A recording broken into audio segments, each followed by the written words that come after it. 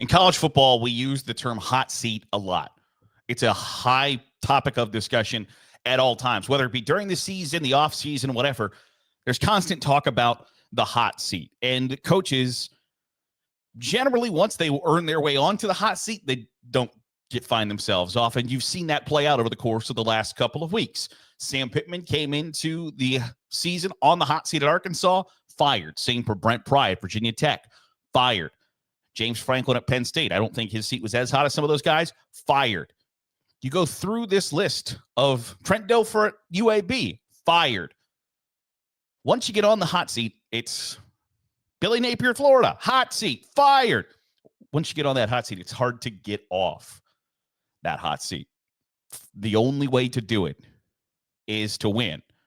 But if you were real good at figuring out ways to win, you wouldn't have been on the hot seat to begin with.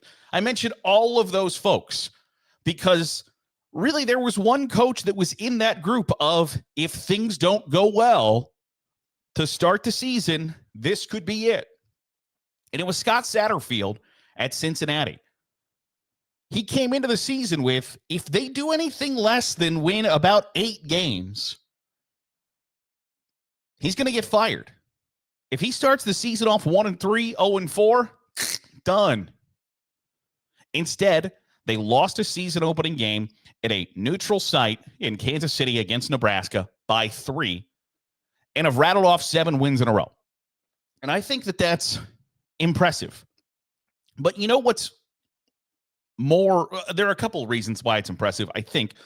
Because first of all, as I mentioned, once you get on the hot seat, I think getting on the hot seat is the fan base, athletic department, whoever, making the determination that you're not going to get off the hot seat, coming to the realization that you are not the guy that's going to lead the program going forward.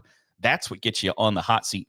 Very rarely is it you're on the hot seat and we're willing to change our mind and you go on to be some legend at this school, that school, or of the sport. That's just generally not how it works. And maybe we'll look back at the 2025 season someday for Scott Satterfield at Cincinnati. It's like, boy, that sure was an anomaly, wasn't it? But right now they've won 7 in a row. College game day is going to be at Salt Lake City as they travel to Utah for a top 25 matchup. And if I told you that Cincinnati was playing a top 25 matchup in November coming into the season, you might have looked at me like I had 3 heads, because that just was not the way people were talking about the Bearcats coming into the season. But I think what's most impressive about Cincinnati's turnaround in 2025 is that they just got back to basics. They got back to simplicity. They didn't try to out-scheme everybody. They didn't try to say, we've got to hit the portal and get every 5-star player we can get. They just said, let's simplify things. Let's get back to basics, fundamentals.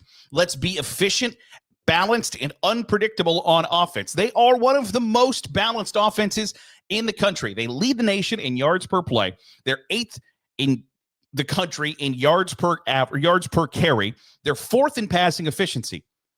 That is proof of a really, really, really good offense. That when you can both run the football effectively, 7.3 yards per play, coupled with you throw the ball efficiently. That is not, we're just winging that thing all over the field, and by God, if we put our defense in a hell of a spot, so be it. That's not what they're doing. They're running the football. They're being efficient and effective through the passing game. 4th in pass efficiency. They're going for it on 4th down, and they're getting it because they have simplified things. They are not trying to be the smartest guy in the room. They are not trying to think, everybody in America thinks we're going to run it here. Let's run a play action pass, or whatever the case may be. Also, their offensive line has been outstanding. They lead the nation in, I guess, they have the fewest sacks allowed. Their quarterback has been sacked twice in 8 games. Offensive line, defensive line. The game is won in the trenches, and they are winning that battle. And there's one more aspect that I think proves that that offensively, whether or not, I think stop rate matters. And we've talked about this in the past before. If you're a longtime listener, thanks. If you're not, why? Stop rate is drives that your opponent ends with a turnover on downs, or a punt. Cincinnati, offensively, their continue rate is spectacular. They've only thrown, they have 4 turnovers. They themselves have given the football away 4 times. In the red zone, they are scoring 97% of the time. 97% of the time that they have got the ball inside the 20-yard line, the opponent's 20, they have put points on the board. The only time they haven't scored is against Baylor, where it was the end of the game. They got to the 17-yard line and took a knee. No one has stopped their offense inside the 20-yard line. They have come away with points every single time.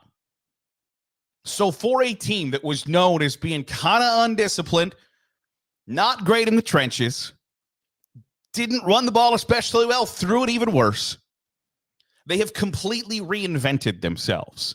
And I find that to be an impressive turnaround, because Scott Satterfield and the Cincinnati Bearcats were left for dead.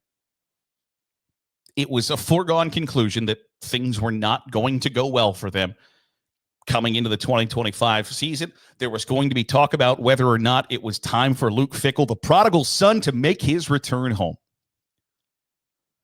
And instead, I think it's clear Scott Satterfield has coached his way off of the hot seat.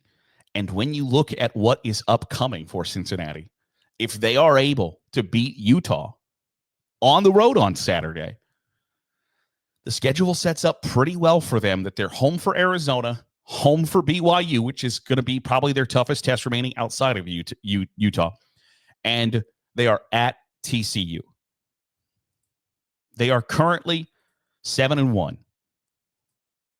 There's no reason why we can't be talking about Big 12 champion Cincinnati, college football playoff contender Cincinnati, because they're 17th in the country right now.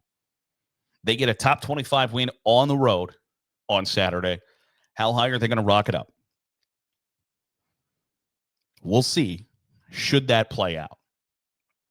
But I think all of those stats prove to you that they have gotten back to basics of running the football efficiently. Because if you were to sit down and ask every college coach, if you listen to the radio broadcast, which I know many people probably don't, but in the pregame show, they'll have the conversation with the head coach and like, Coach, what will be the keys to victory today for a win over insert college/university here? And the coach will give the most mundane bullshit answer that you could possibly imagine, because it's the most generic stuff that every team has to do to win. Very rarely is somebody like, yeah, we were -6 in the turnover battle today, but we still won. They will tell you, we're going to win a line of scrimmage. Well, if you are 4th in the country in yards per play, you're winning the line of scrimmage. Yeah, we got to be fishing on 3rd down. Well, on 4th down, they are number 1 in the country, converting 90% of your 4th down conversions. Can't turn the ball over. No shit, Sherlock. But Cincinnati turns it over, fewest in the Big 12, 4 times. And then, when it gets into those high leverage areas inside the red zone, we've got to be able to convert our chances. Nobody is converting their chances better than the Cincinnati Bearcats at 97% inside the opponent's 20-yard line. Those are the 4 things that they'll tell you. Can't beat ourselves. Got to win a line of scrimmage. Got to be efficient in the red zone. We get opportunities. We've got to strike while the iron's hot. Ball can't turn the football over. Got to be good on 3rd down. They're doing all those things. They got back to basics, simplified everything, and it's paying off for them. I think that it's an underreported, under-talked about, because we came into the season with Scott Satterfield in the same breath as guys that have had their ass ran out of town on a rail so far this season, and UC is inside the top 25, looking They are the subject of College Game Day on Saturday, with a chance to win a top 25 game on a Saturday in November, when if you were a betting man, you might have placed a bet that Scott Satterfield would have been canned by now. It has been a remarkable turnaround, and something that I don't think is talked about enough, because the Bearcats aren't in the Big Ten or the SEC, and I'm guilty of that just as much as everybody else is. That'll do it for today's episode of the Daily Huddle. Appreciate you making us a part of your day, however it is, wherever it is you're doing so. If you're watching on YouTube, hit the subscribe button. Make sure you get all the great college football content we're pumping out. If you're listening on the podcast feed, drop a 5-star review. It goes a long way in helping out the channel. I'll see you tomorrow for another episode of the Daily Huddle.